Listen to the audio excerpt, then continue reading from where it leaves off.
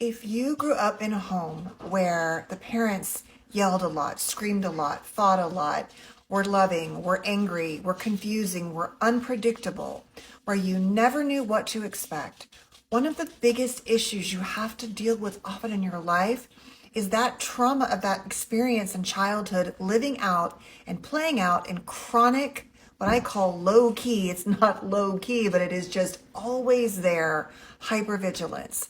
Let's talk about what it looks like. I'm a licensed psychologist. Let's get started.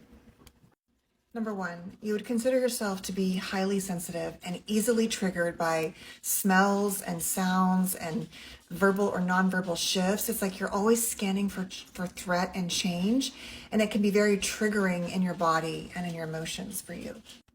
Number two, you often numb, hide, or avoid your feelings because in your childhood it wasn't safe and you were so busy focusing on what everybody else needed to kind of keep yourself safe that you often internalize a lot of what you feel.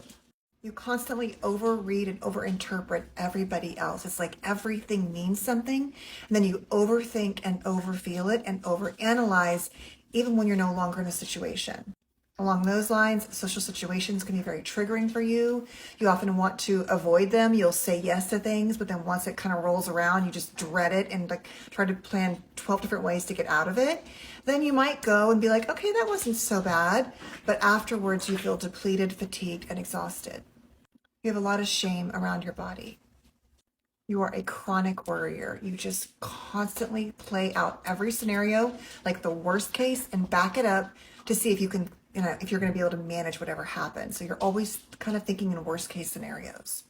You're great at being there for others, but not so great at receiving compassion and empathy for other people. And you're known to be a kind of pleaser and caretaker, and you're really good at it. But when it comes to your own needs, you often don't take care of them and don't know what they are.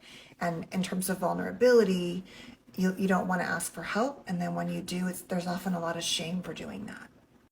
For you, the actual silence in the world can be your safe place, but it also can be very triggering. So in some childhoods, we were only safe when we were alone and isolated, but that meant that we didn't know what was going to happen next. And so we could be even more like listening for the world to change. When things get quiet, they can get scary and dangerous.